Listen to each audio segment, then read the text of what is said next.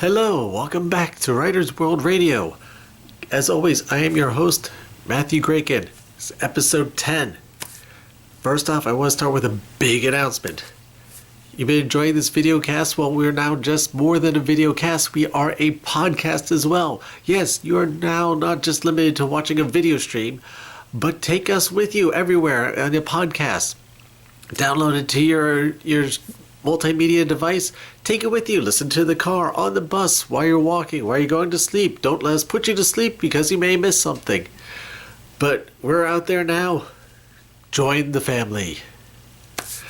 So today, on episode 10, I know I've mentioned it many times before, and I'm going to actually discuss about it now. Storyboards. Storyboards are more than just for movies. You can use them now for writing. I always do.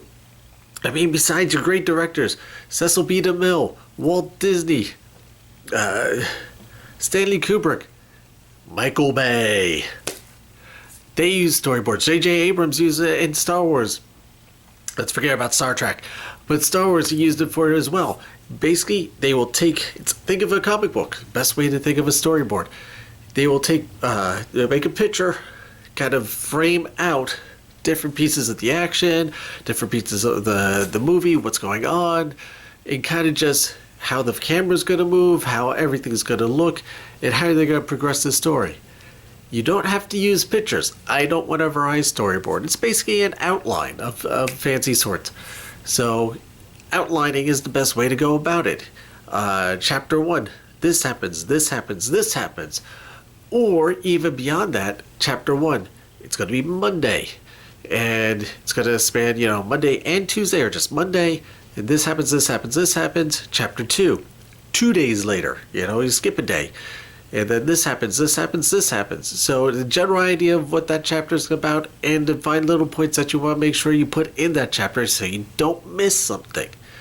I mean, you can always just go by what's in your mind and follow along, but there's a very good chance, especially when you're writing a novel, you're gonna miss something as you go along, and then you go back, you're editing, and go, oh man, I forgot it. That has to go in there, but I have to rework all this now. Save yourself the headache ahead of time. Storyboard. If you find out as you're writing along, something needs to get pushed back, move forward. The beauty of writing, you're in control. You can do it. Even some of my best authors that I read, Jan Ivanovich and J.K. Rowling, they do a lot of storyboarding as well, especially when you're planning out something over multiple books. You definitely want a storyboard on that, because you're going to write something for this book that's going to affect this book later on, or something that's happening in this book is going to happen in this book. So you want to make sure that you make notes and work it out. It takes a lot of planning to do something, a span over 7, 10, however many, even 4 books.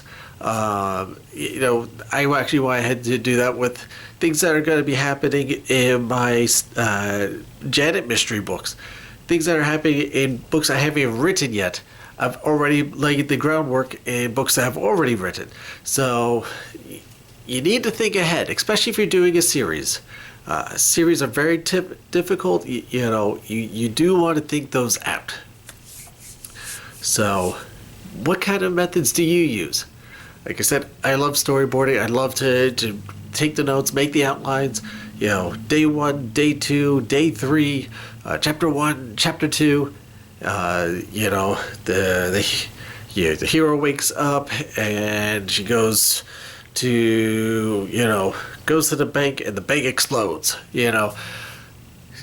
Find little details like that. So what are your methods? What kind of things do you do? Put them in the notes below. Tweet us out. Put it on Facebook. Plaster it all over the place. Let's keep this discussion rolling. Look me up on Facebook. Facebook.com/Matthew J. Graken.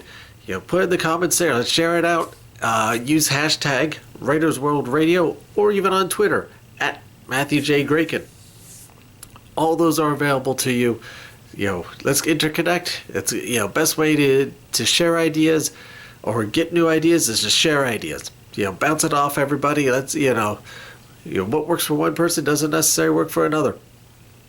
So, again, let's keep this conversation going. Again, I hope everyone's having a great new year. You're staying warm in the north, or if you're in the southern hemisphere, you're staying cool in the summer. I know we're about to get, 28, 48, 360 inches. I'm not sure. The weather people, they're still working that out here in New Jersey. But, either way, everyone hope you're staying safe and warm. Happy New Year. And as always, I'm your host, Matthew Kraken, and I'll see you next time.